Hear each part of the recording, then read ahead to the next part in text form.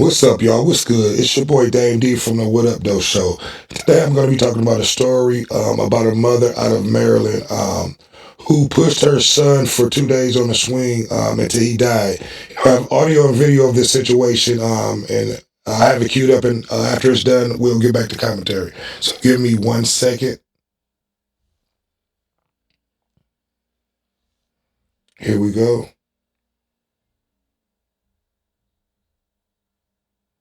All right. About another case that's coming out. We've gotten some details in a disturbing story out of Maryland. A woman who was found pushing her dead toddler in a playground swing for more than 40 hours last year will not face any prison time. A judge decided that 25-year-old Remetia Sims was not criminally responsible for her son's death because she was suffering from schizophrenia and was not on medication at the time. Yeah, we say the 3-year-old died from dehydration and hypothermia. And under the plea agreement, Sims must see a psychiatrist and take medication. What are your thoughts on this ruling? No jail time. It's a heartbreaking story.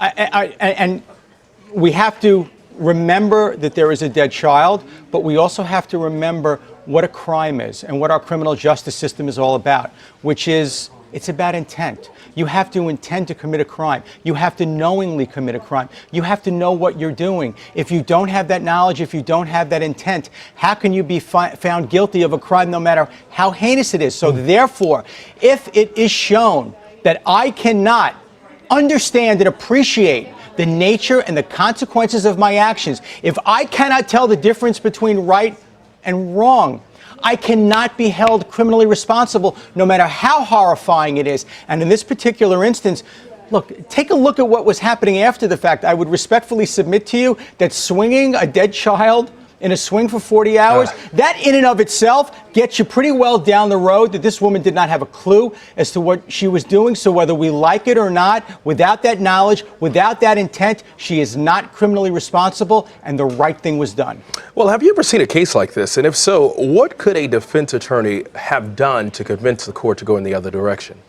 It is extraordinarily difficult. What it often comes down to is a battle of experts. You're going to have a doctor examine your client, and the doctor, assuming that the doctor is in your camp, is going to say, look, I've examined this woman. I performed a number of tests on her. This is what I believe that she was suffering from at the time. This is my diagnosis in terms of what she was suffering from at the time. And as a result, she could not understand the difference between right and wrong. She could not appreciate the nature of what she was doing, the consequences of her actions, and therefore she's not guilty by reason of insanity. The prosecution will have their own expert who will say, I examined her, and you know something? She knew exactly what she was doing. She was okay. She may not be perfect. She may have issues, but she sure as hell knew that what she was doing was wrong.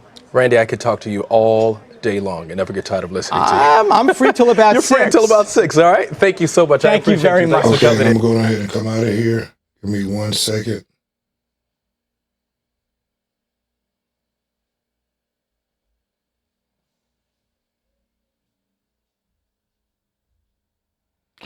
So I'll give my commentary on that. Now, one thing that I did not hear them mention was she on her medication. When she was out there swinging them for 2 days. And that question needs to be asked, because if she was not on her medication, that means she was neglect. And at that time she knew what she was doing by not taking her medication. Therefore, it put her in her schizophrenic situation. So I'm not gonna, say she was all the way guilty, but because I have family members who deal with this situation, schizophrenic. But at the same time, they know what happens when they don't take their medication. They'll start to have episodes. And she had episodes. So I need for you guys to like, comment, subscribe, and share.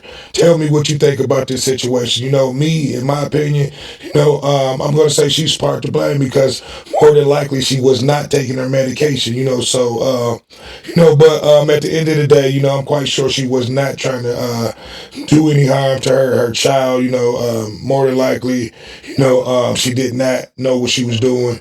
Meaning that she was out there. Because it was another original story. That I originally saw, where it was a gentleman who saw her out there in the same spot from the day before, still pushing the baby, and he alerted to the authorities, and that what made them come out there and check on her. So I'm going to say at that time she probably did not know what was going on.